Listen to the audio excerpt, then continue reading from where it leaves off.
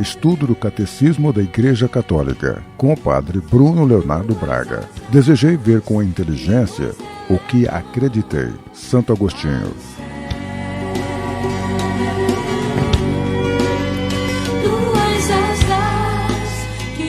Muito bem, na última semana nós encerrávamos a meditação sobre o primeiro parágrafo do primeiro artigo da profissão de fé, em que se afirma que nós cremos em Deus Pai, que é Criador do céu e da terra.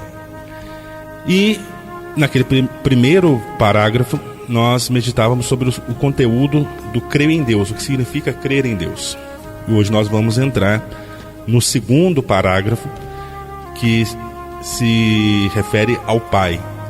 Ou seja, o que é crer num Deus que é Pai. E essa reflexão vai nos introduzir no mistério da Santíssima Trindade.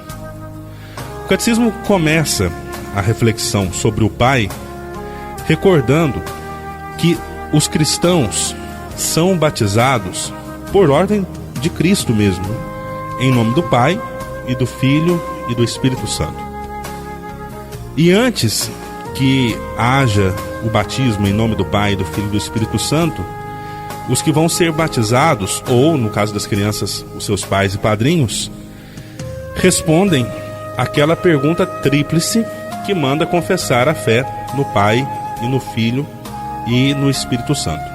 Então, a fé de todos os cristãos consiste na Trindade.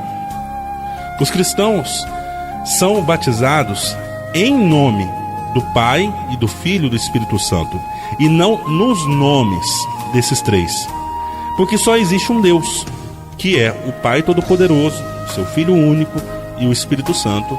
Só existe um Deus, que é a Santíssima Trindade.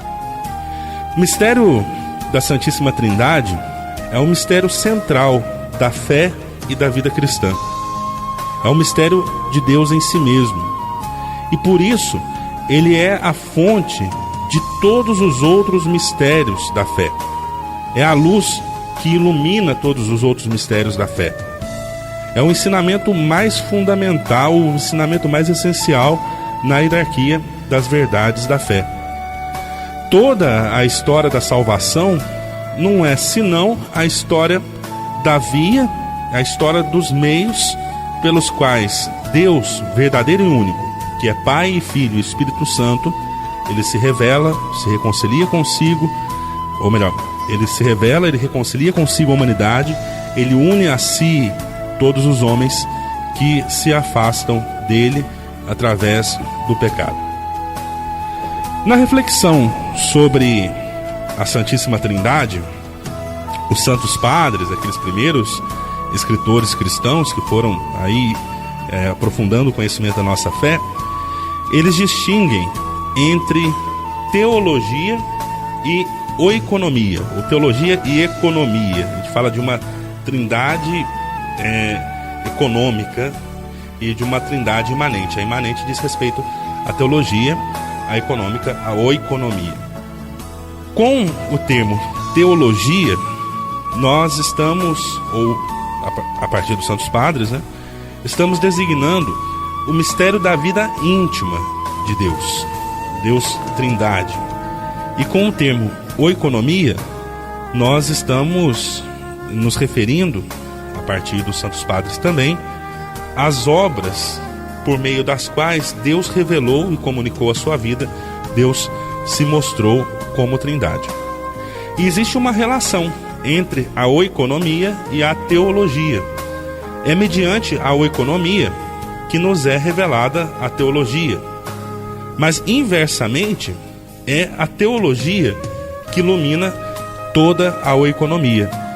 Ou seja, a partir das obras de Deus, nós conhecemos quem Deus é. E a partir daquilo que Deus é, nós compreendemos melhor o que significam as suas obras. Lembramos que o catecismo, na verdade, nos recorda que a Trindade, ela é um mistério de fé no sentido estrito.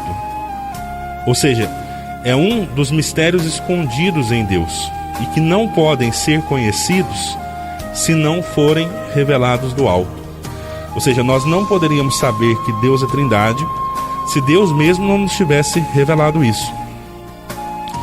Se, por um lado, Deus deixou vestígios do seu ser trinitário na obra da criação e também na sua revelação ao longo do Antigo Testamento, a intimidade de Deus como Santíssima Trindade, ela permaneceu inacessível à razão pura e até mesmo à fé de Israel antes da encarnação do Filho de Deus e da missão do Espírito Santo. Somente quando o Pai envia o Filho e o Espírito é que nós vimos a conhecer que Deus é Trindade. Em seguida, o catecismo ele vai se dedicar à revelação de Deus como Trindade, como que isso foi acontecendo na história da salvação. E o primeiro ponto é a reflexão do Pai, ou sobre o Pai revelado pelo Filho. Essa invocação de Deus como Pai, ela não é uma exclusividade dos cristãos. Muitas religiões se referem a Deus como Pai, né?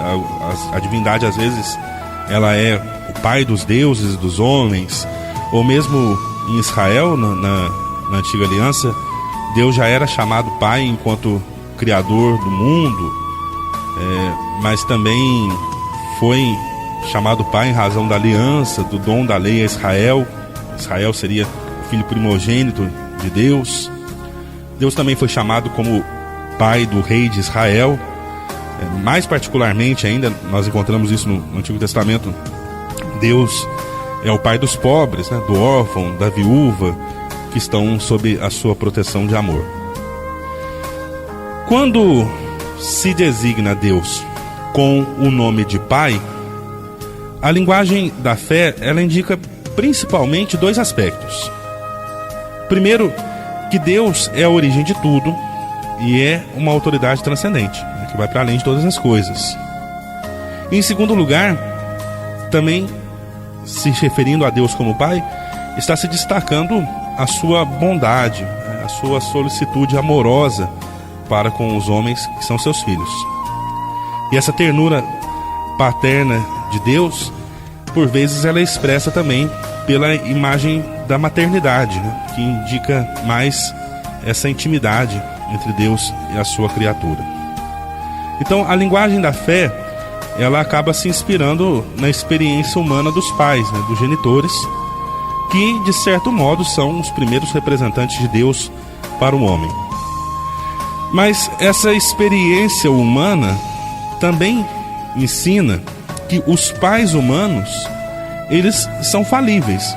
Eles podem desfigurar o rosto da paternidade e da maternidade, né, sem nenhuma romantização da imagem do pai e da mãe, que não são perfeitos de maneira alguma. Então, é preciso, quando nós usamos o termo pai para nos referir a Deus, é preciso lembrar que Deus ele está para além de qualquer distinção humana da paternidade, da maternidade, até mesmo da questão da sexualidade, né? Deus, ele não é homem e nem é mulher, né? Ele está para além disso, né, da distinção sexual, também da paternidade e maternidade humanas, embora ele seja a origem e a medida da paternidade humana, já que ninguém pode conceber a vida sem a ação de Deus. Mas, no fundo, ninguém é pai da maneira como Deus é pai.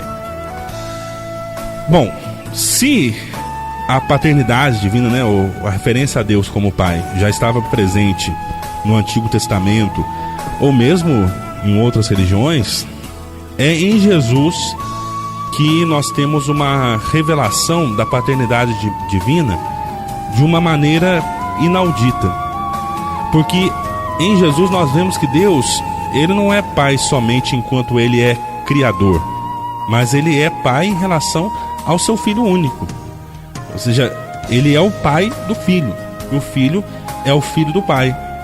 Nós temos a afirmação de Jesus no Evangelho, né? Ninguém conhece o filho senão o pai, ninguém conhece o pai senão o filho, e aquele a quem o Filho o quiser revelar. E é por isso que os apóstolos confessam Jesus como o Verbo, a palavra, que no início estava junto de Deus e que é Deus. Está lá no primeiro capítulo, primeiro versículo do Evangelho de São João. A palavra estava com Deus, a palavra era Deus. E também vão confessar Jesus como a imagem do Deus invisível, como o resplendor da sua glória, a expressão do seu ser. E na esteira dos apóstolos, seguindo a tradição apostólica, a igreja, no ano de 325, no primeiro concílio ecumênico de Nicéia, ela confessou que o Filho, Jesus, é consubstancial ao Pai. O que significa isso? Que Jesus é um só Deus com o Pai. E depois o segundo concílio ecumênico, que se reuniu em Constantinopla, no ano de 381, ele conservou essa expressão na sua formulação do Credo de Nicéia e confessou: o Filho único de Deus, gerado do Pai antes de todos os séculos, luz de luz, Deus verdadeiro de Deus verdadeiro, gerado, não criado, consubstancial ao Pai. Bom, na próxima semana nós vamos continuar a nossa reflexão a respeito da revelação de Deus como Trindade, olhando o Pai e o Filho revelados pelo Espírito.